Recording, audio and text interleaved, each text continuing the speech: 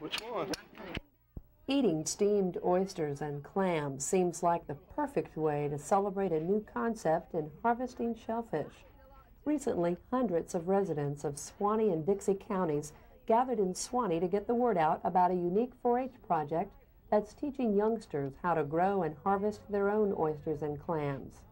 The gathering included 4-H'ers, parents, members of the Suwannee Oyster Association, Marine Patrol personnel, state lawmakers, and university researchers and others. All share the common goal of preserving the oyster and clam industry. Pull it off and then you get them out flat. Take the bag out and clean it too. Take the bag out. Here, 4-H'ers explain how their project works. The Institute of Food and Agricultural Sciences cooperates on the project, which received $75,000 last year from the state legislature. Well, today the youngsters are demonstrating the different aspects that they have learned in doing aquaculture. It's more than just raising the seed.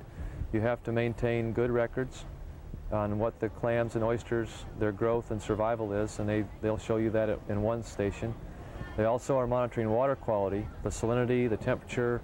They'll be looking at taking water samples that people can test for the microbiology, which are the fecal coliforms, so they can monitor the quality of the water where their oysters and clams are growing. They have to be cognizant of all of the rules and regulations regarding the industry, because the same rules that apply to an oyster harvester now also will apply to them in terms of when they can harvest their oysters and clams, based on the size and the water quality that they're coming out of.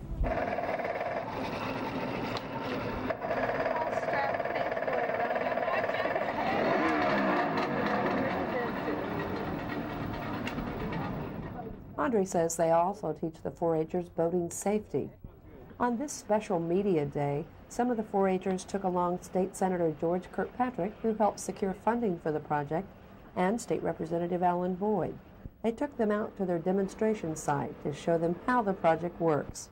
But what the kids will do is as they grow, they'll re-sieve them on a different size sieve. Here they place thousands of hatchery-produced clam seeds in small mesh bags to keep them safe from predators underwater.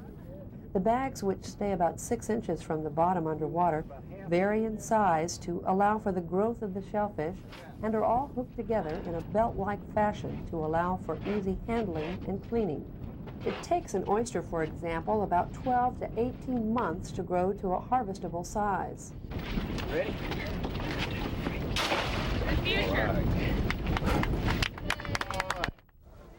IFAS researchers and many Florida fishermen say they hope that aquaculture, or the concept of growing your own clams and oysters, is quickly accepted by the commercial fishing industry.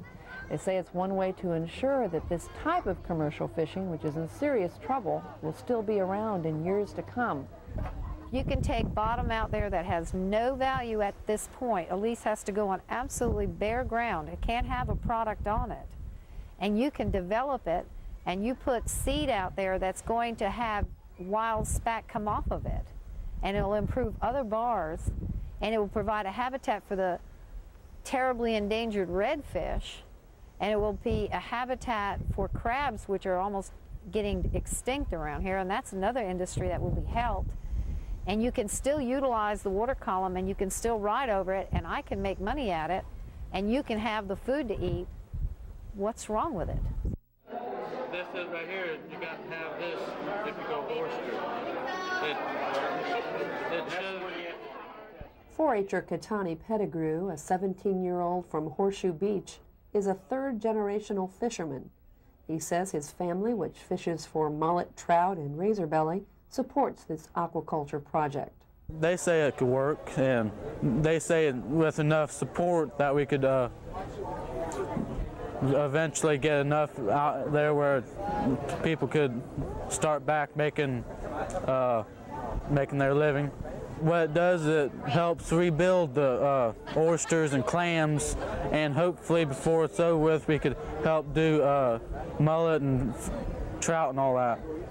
The production of oysters is going down, and the industry, with the demand for oysters right now and closures due to declining water quality in our coastal areas, we're having less and less areas to harvest oysters or clams. And And what the youth are seeing is there's not much hope for them to become oystermen like their fathers were. And this does give them hope that they can learn an industry that is somewhat close to their traditional industry that their fathers had as oystermen, and it's something that they can take hope in and pride in as giving them a future. Andre says through aquaculture, oystermen will realize a brighter economic picture and have a more stable income. We hope that in an acre, particularly using a flexible belt system, which we have a little more experience with from the Apalachicola Bay project, that they would be able to produce in the order of $20,000 to $30,000 a year on just 1 acre. Now that's a conservative estimate. We hope it'll be much higher than that, but since we don't have a good market data yet on what the aquaculture or cultured oysters are, once that reaches the market, we'll have a better feel for what the potential might be. But one oysterman, one family, if you will, would easily produce about 1 million oysters per acre of land if done to its maximum potential using a flexible belt. Senior engineer with the Harbor Branch Oceanographic Institute, John Holt, designed the underwater belt technology. Well, it's very simply a belt. It's a pair of lines. These bags can be connected or disconnected as you need them. This very fine mesh bag would be for the very smallest size oyster or clam seed. They're simply put into place in the bag. All right, this is simply laid back on this line. It's a little more difficult out here. But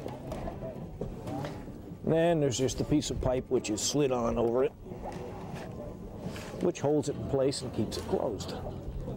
The fine mesh bag is only for probably a month, depending on what size you get your seed. And there may be several thousand seed in the small one. Then as they grow, they're put in larger mesh bags until the final grow out size down at the end down there is, there's only about 200 oysters in that one. As it comes across the boat, it will come up at an angle. And the belt itself doesn't actually move. The boat moves along the belt. Oh, the boat moves, I see. It's tethered on both ends, and you just move along the belt with the boat, and the boat really just lifts it up and puts it back down in the water. Harbor Branch will continue to work closely with the project as their engineers study which techniques work best in which Florida waters. Pioneers, that's how these 4-Hers see themselves as they study and apply the concept of farming the waters off the coasts of Suwannee and Dixie counties. I'm Donna Green-Townsend reporting for Florida File.